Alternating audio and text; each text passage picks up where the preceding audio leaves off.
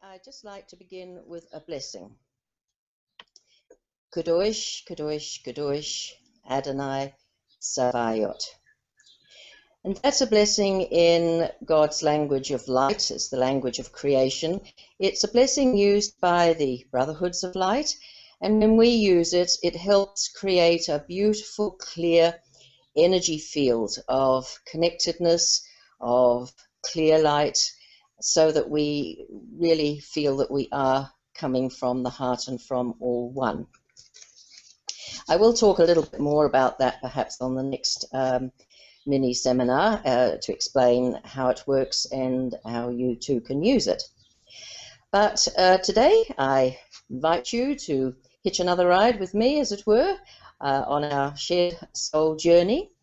And to start with, I'd like to just recap a little on the first section of the series, the first little mini seminar.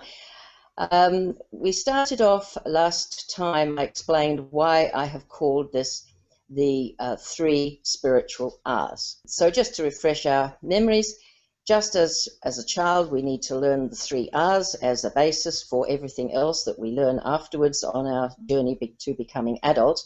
And so it is with our spiritual journey. We need the three basic understandings of what makes us up, what makes us tick, shall we say, who we really are at a very subtle level. Because when we can understand that and understand ourselves a lot better and a lot deeper, then of course everything else fits in and makes much more sense. And of course we are much more empowered when we're coming from this deeper understanding and deeper knowledge and deeper connection.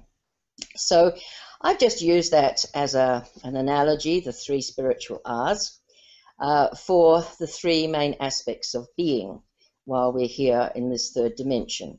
And the first R is short for the real you, and that's just a term I've used or created, if you will, to explain our divine counterpart, who we truly, authentically are in the higher frequencies, the spiritual us. It has many names: the higher self, the God self, I am presence, over self, body of light, super consciousness. It doesn't matter. You can use whichever one of those you feel comfortable with. But that's our true self, our divine counterpart, if you will. And it's also our source. That's where we came from, or emanated from. And I'll come back to this in a moment. It's our destination of what we're returning to. And the second R was the responsible you. And that's just a way of saying the soul, because it is our soul, and that's the subject of today's little discussion. The soul is responsible for the life that we're experiencing right now, and each of the lives that we have in the past experienced. And I'll explain that a little bit more in detail shortly. And the third R is what I've called the reflection you, or reflective you, because that is a way of summarizing the fact that we are human expressions of the divine, or as the saying goes, we're divine beings having a human experience. So I've also likened this to going on a journey, and in fact that's what we're doing. We're journeying from life to life, and in this life we're doing a journey even just on the basic level from birth through to death, but we're also, as we go, on a soul journey, a spiritual journey. And as with every journey, there are three main components. We have to know the destination. If we don't, just think about it.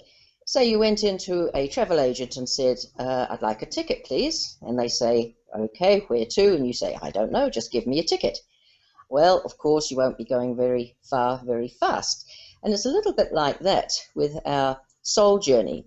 If you don't know your destination, if you don't really understand it and can integrate it into your living, then we too tend to go around in circles, or we go down chasing dead ends, and so forth. So having a clear destination, which, as I say, is reunification with your higher God self, the source, as it were, of our experiences here, then having that in mind, we have a clear focus. But as with every other journey, it's very useful to have a map, because that way we can save time, we can take a direct route if we choose, and we don't have to waste time going round and round or down little dead-end avenues. And the third aspect that helps on any journey is having signposts. And both the map and the signposts come under the category of today's discussion, because it's the soul that can give us both of those. So I'll be explaining that very shortly. And as Diane said, if you did miss my first mini seminar, I do strongly recommend you go to the replay, because that way you'll understand the analogies I'm using, the terminology, and it'll be as though we're on the same page, as it were. Now, if you did tune in, you will remember hearing me say that spirituality is not just to be talked about and read about.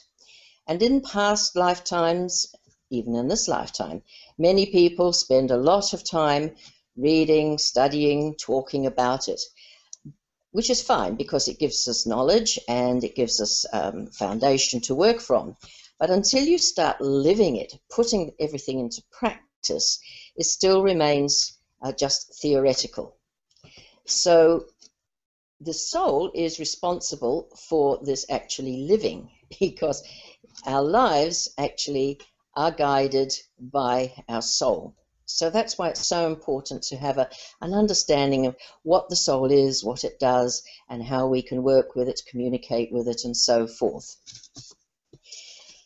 Why is it called, in my little analogy, the responsible self? Well, it's responsible for the conditions of this life that we're in.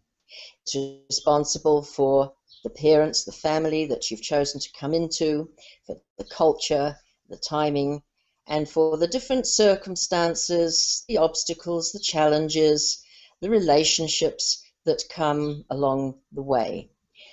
Why?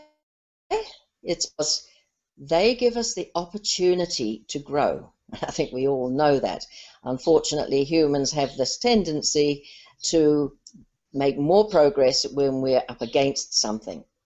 And the soul will create or attract certain conditions and circumstances and relationships, whatever it is that will give us the opportunity to find out what's going on underneath.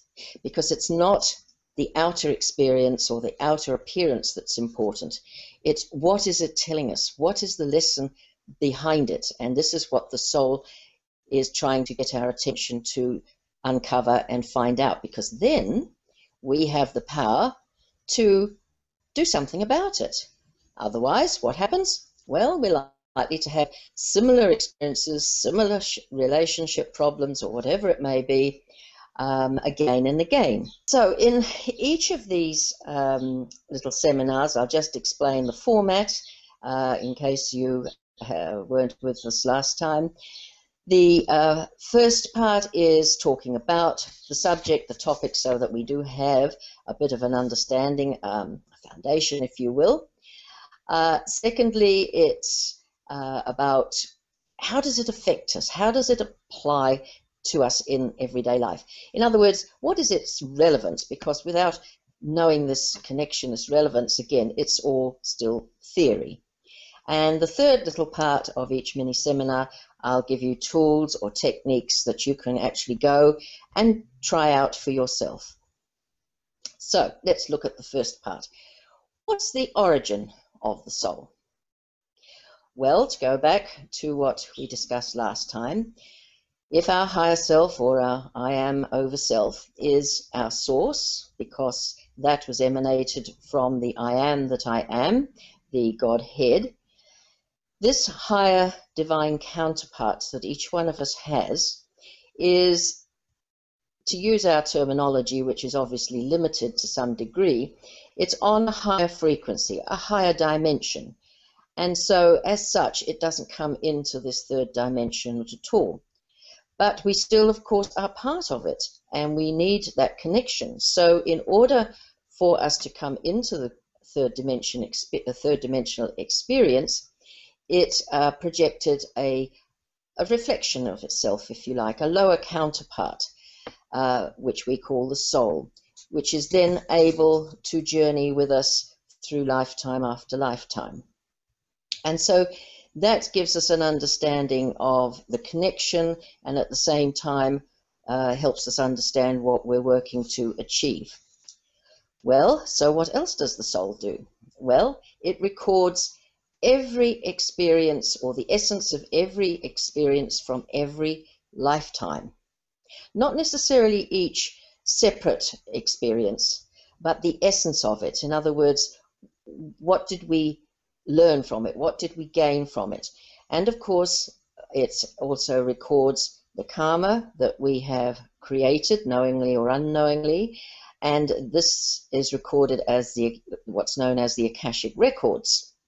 And it can be very helpful at times to tap into that, to help explain perhaps relationship challenge, or particular reactions that you may have that don't seem to add up with the rest of your personality and your character. And when I do one-on-one consultations, normally we go into the Akashic Records to find answers to some of these questions. And as I mentioned just now, it's the soul who sets up the conditions. It's not like a destiny that everything is set in stone, because we still have free will, of course, but the most conducive circumstances and conditions and relationships to start off with.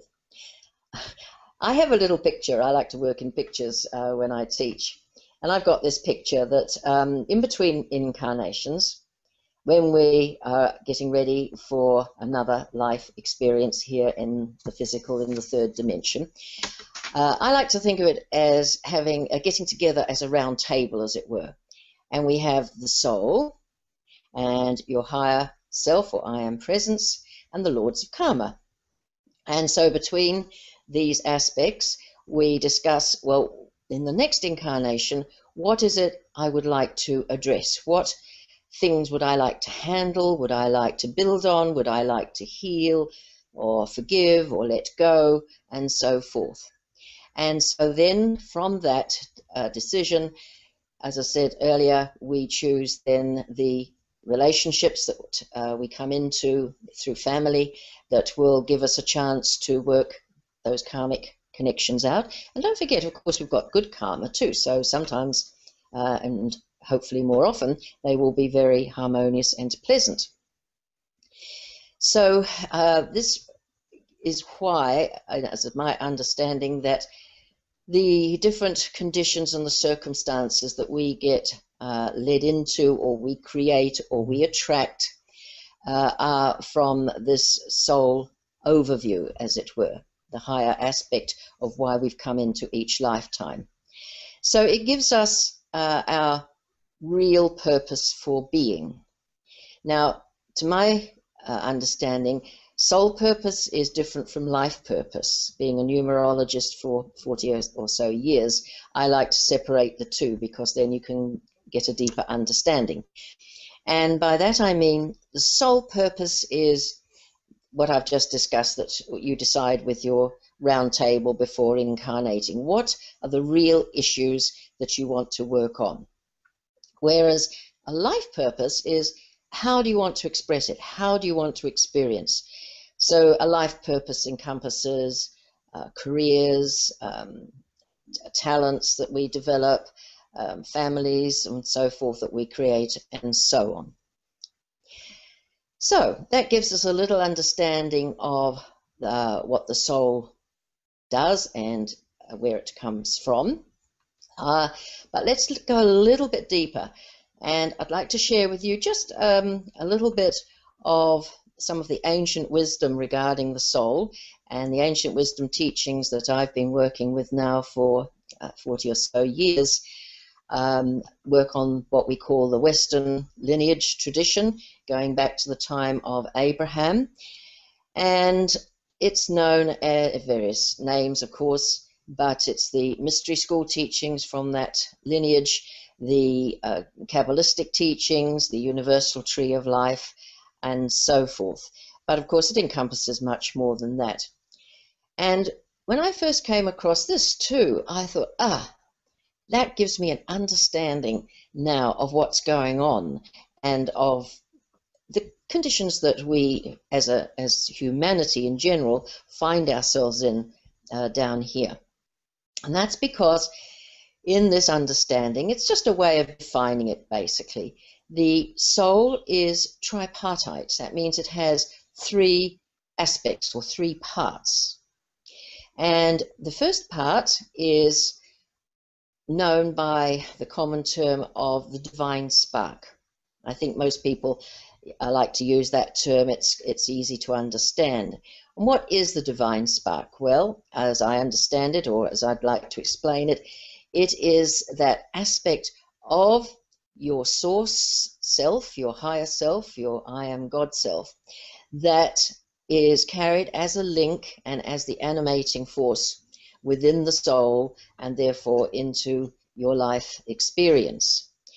And for most of humanity, of course, who are still, let's say, sleepwalking, then they've not they're not ready to look at their real self, their highest self, their divine self, their spiritual self. And so you could say they're sleepwalking in a sense and creating what I like to call soap operas for each life. That seem to have ups and downs, but no particular reason. The plot just simply goes on and on and on. But for those of us, and I'm sure if you are joining me today, we are probably older souls in the sense that we've done countless incarnations before, and we've possibly come to some kind of point where we're saying, well, okay, but isn't enough enough? Surely this doesn't go on for infinity. What is the real purpose? And when I can find and start clarifying it for myself, then let's get on with it. Let's start what the ancient wisdom calls the return journey home, the return journey back to source, which in the next phase, shall we say, from earth plane, is reunification of our soul with our higher I am over self light body, which then means once we're able to do that, we can move into the fifth dimension and move on from there.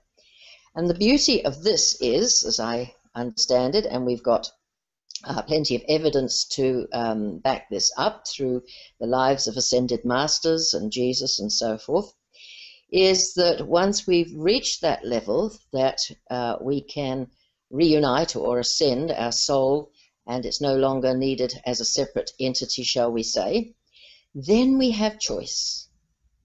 And to me, that's a wonderful thought.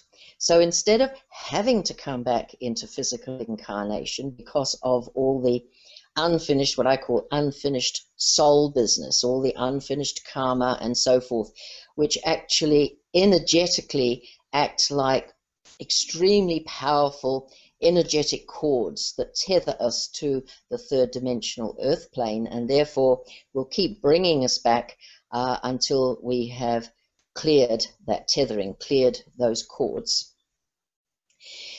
And this is part of this soul journey, the soul purification, it's often called, because until we have worked through those, then, as I say, we will have to come back. But once we've cleared them, and again in the ancient wisdom teachings, it's often called soul purification, which is done by means of soul education. In other words, we are able to listen and pick up the hints and the knowledge from the soul and the higher self. This is what I'm sure we're working on now, you and I. Once we can start tuning into that, then of course we can start taking a more direct route and accelerating our progress. However, again, looking at the Ascended Masters as our elder brothers, if you like, and sisters who've gone before, once we've achieved that level, we have the choice. We can move on to a higher consciousness experience, which at this point, of course, we don't have terms for, or we may choose to come back, like the Ascended Masters have done at different times, in service to our brothers and sisters still on the earth plane. But the big difference is that from that point on, when we do come back, we will have full awareness, not like now and all the previous lifetimes we've had. Each time we have come back in and we have completely forgotten, at the beginning anyway, of our previous learnings, our previous existences, and karma and so forth. In other words, we drank the cup of forgetfulness, as it's put in the Pistis of Sophia scrolls of the Nag Hammadi scrolls, which record Jesus's very advanced teachings that he came back after he died and was resurrected. He came back to teach the disciples, so they too had the broader foundation of understanding and could carry on the work that he had started. And he was a high priest of the order of Melchizedek, and so he restored that order which had started at the time of Abraham. And now is the prophesied time for this influence, this consciousness to come back more and more profoundly to help humanity forward, basically, because the order of Melchizedek is in charge of humanity's overall spiritual growth and evolution. So this divine spark, to return to that aspect of soul, until we do start waking up, shall we say, and consciously saying, yes, I want to now be conscious of my return journey home and do as much as I can in this lifetime to move forward on it, then this divine spark, which again using a picture, to me is like a little pilot light, until we, as I say, wake up and decide, okay, now's the time to do something about it, and it has to be a conscious choice, of course. Then this spark starts expanding into, as it were, a flame. And eventually, the goal of this is that this inner light, so powerful and so strong, and grows within us, so that it can then transmute all the lower aspects of being and the lower aspects of soul. In other words, it purifies the soul. The analogy to that, of course, is fire as we know it in the physical sense, which is used to purify. Of course, this fire, this spark, is not of that kind of fire, but it's a spark of light, of intense, pure, clear light of divine creation. So that's Neshama, that is the highest part of the soul. Then we have Ruach, it's called, it doesn't matter with the names. Ruach gives us the capabilities as human beings of tapping into our higher mind, the higher mind of our higher self, which in turn is connected to divine mind. And it gives us the powers of thought, again, higher thought, not just only the mundane, which of course we need while we're in a physical body. It gives us the means to understand. It gives us the power of reasoning, higher reasoning powers. And it gives us reflection, the power of reflection, becoming self-aware, being able to think in abstract thought, which are aspects, of course, that humans have and the other animals of the animal kingdom don't have. So how we use these powers is part of our development. Do we tap into the higher aspects, or do we still work on the lower, shall we say, natural or instinctual aspects of our animal body? And that is the third part of the soul, the animal body.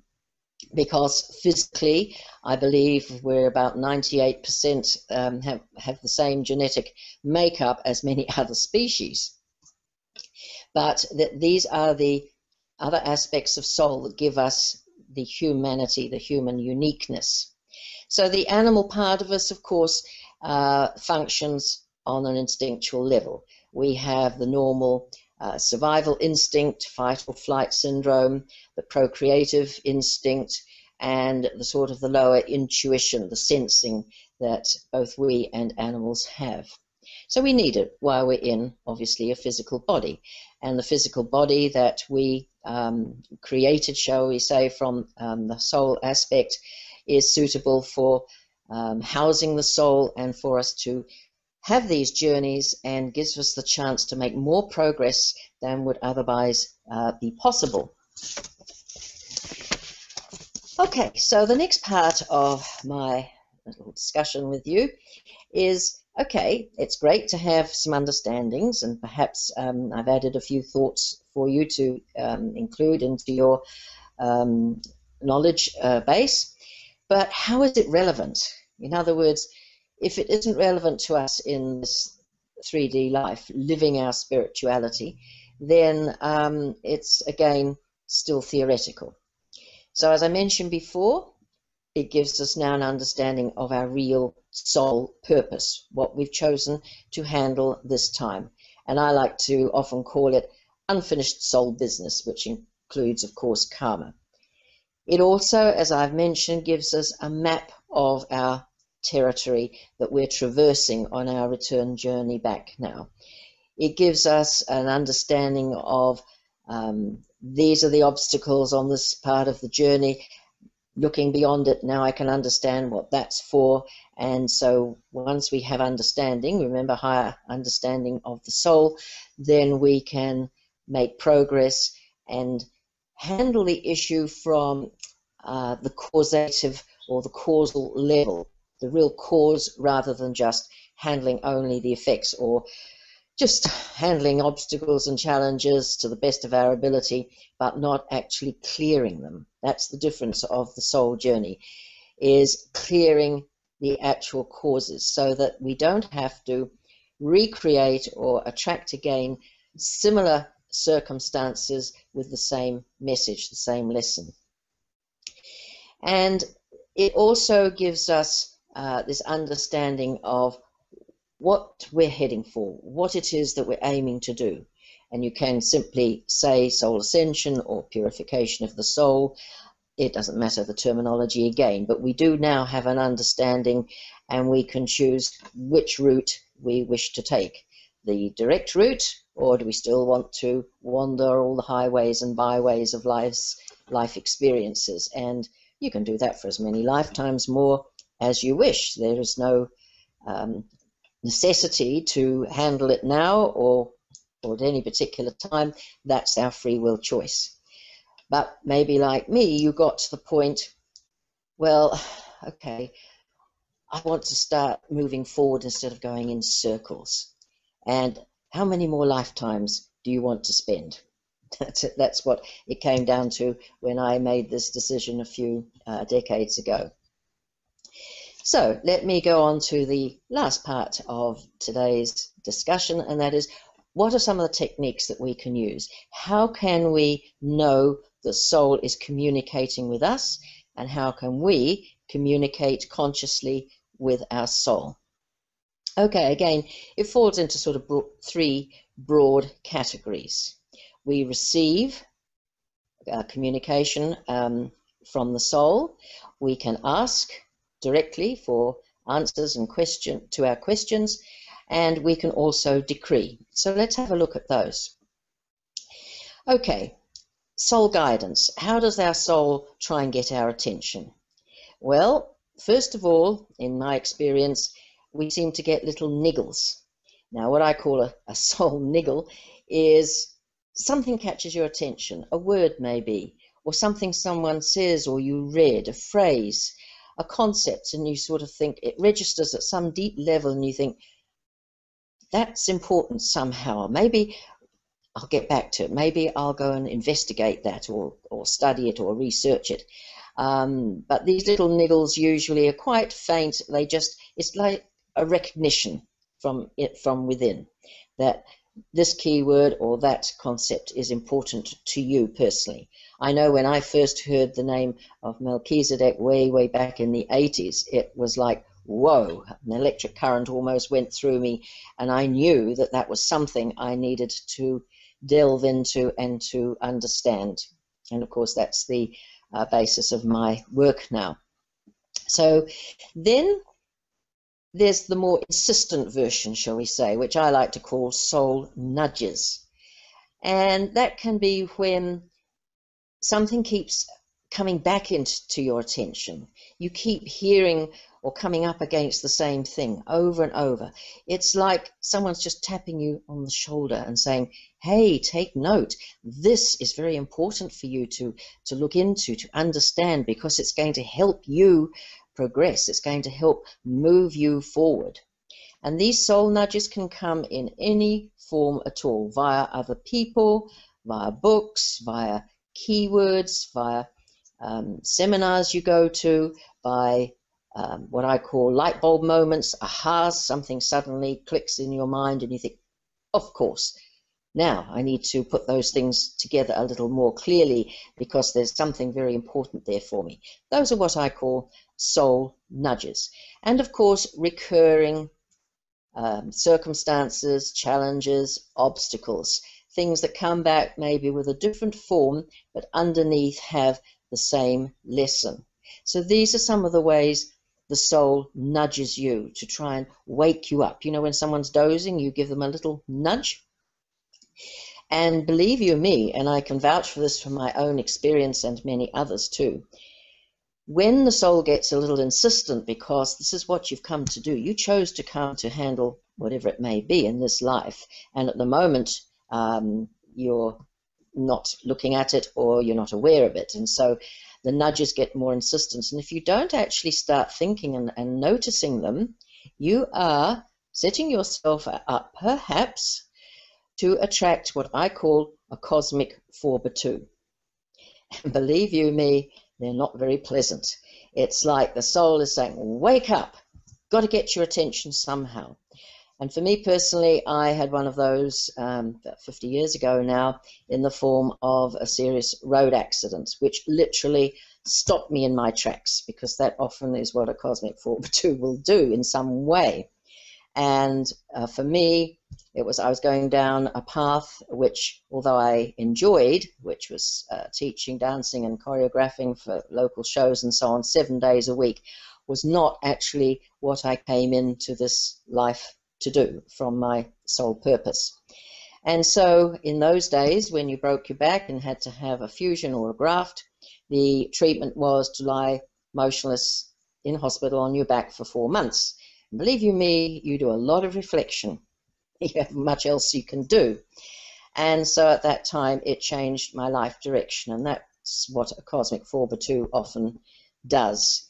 For me, I realized that I needed to end an engagement because it wasn't good for my partner, my fiance, or myself, and I eventually moved out of the career that I was following to the exclusion of all else.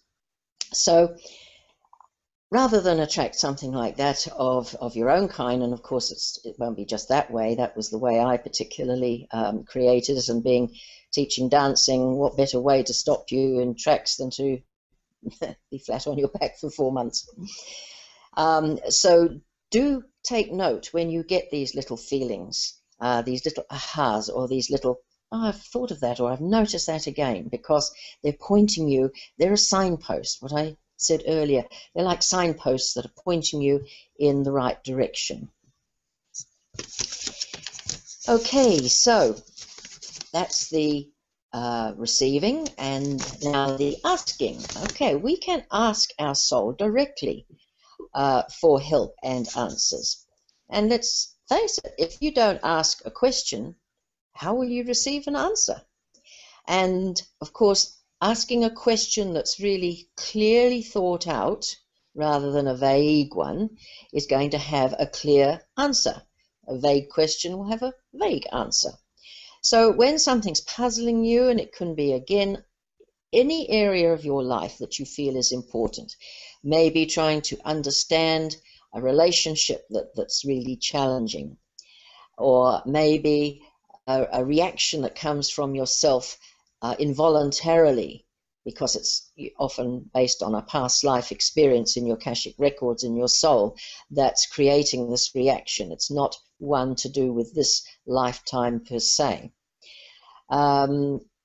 answers to anything, then in your quiet time, in your meditation time, ask directly to have it brought, this is the way I do it, bring to my conscious awareness, please, what's behind or what's underneath, and then explain what it is, or what is it here for me to understand or to learn from? What's the lesson in this? And then be patient, because the soul will answer. It may not be straight away. And again, be aware, answers can come in any form. It may not be even in a meditation time, and it certainly won't be with a clap of thunder and a booming voice saying this is the answer. I'm afraid that doesn't happen, at least as far as I'm aware. But it can come subtly. Someone may say something again. It's like the answers come on a universal notice board, and the answer can be there in all sorts of forms. So just know and be quite certain, once the question has been put, the answer will come. Why? Okay, the reason is because we are all part of the quantum source field. And when you ask a question, you're forming a focus of energy, an intention. And as soon as you do that, a clear intention, you are creating a new wave of energy. And this energy, wave of energy, then goes out into the quantum field, because we are transmitters as well as receivers. And by the nature of the fact that we are all part of this field, if you keep that focus and attention, it will boomerang back in whatever form is appropriate, be it an inner answer, as I mentioned, or in form, if it's something that you want in form. So these are the quantum mechanics and the quantum physics behind what's going on. But we are part of this one quantum field, this quantum mind. It has many other terminologies. 0 point field, it doesn't matter. But like the boomerang, it will come back. And the other aspect of asking can be, and I use this from time to time when I've finished a whole series of projects perhaps, what is my next most perfect step? And it can be on your own journeying, or if you're wanting to know, as I often do, what's my next most perfect step in my soul service mission? In other words, what I'm doing in service. So that's those are ways that you can actually specifically ask. And then lastly are the decrees. Now, a decree and an affirmation are not the same. An affirmation is where you're affirming something, but it still leaves a little room for the possibility of doubt or that it will not be accomplished. A decree comes from a higher power, the highest part of you, that says, I know that this is on the higher level in the quantum field now already accomplished. You could say it's a little bit like a command, but not in an arrogant way. And for me, I will share you how I use a decree. You can use your own terminology, but the principle is the same. Remember, what is the source of your power? It's your divine counterpart, your God self, your higher I am presence. And so I suggest you start the decree something along the lines of, by the power of my I am over self, I decree, and then finish it in whatever way that you wish. And it can be that you want to decree that the answer comes to you in a very clear way that you cannot possibly mistake, because sometimes even with the best of intentions, life gets in the way and it can become a little unclear. So use that decree on something that's really relevant, that's life-changing, that you really want to understand or want to know. It's not meant like you wouldn't say, I decree for a cup of tea or something like that. It's going to be something that's really deep and meaningful, as the expression goes. So I hope some of these understandings and techniques will give you some food for thought. And do please, if you would like to email me with any of your successes, because they can be fairly instant in this time of high frequency now, this consciousness shift, things do seem to come into action a lot quicker than they did in the past. I'd love to hear from you. You can email me on sjv3@extra.co.nz, or if you can't remember it, go to my website where the contact heading is there, and the website is simply www.ominternational, that's ominternational.nz or .co.nz. They both reach the same thing, because I do love to hear how people are putting some of these into practice and getting some amazing, wonderful results. And so thank you for joining me, and I do hope you'll join me in the next of these mini seminars. And the topic for next time is activating your hotline to your God self, because it is as though we do have a hotline, and I'll be able to share with you how it works, how you can use it more effectively. So I look forward to your company, and thank you for being with us today. And thank you, Diane.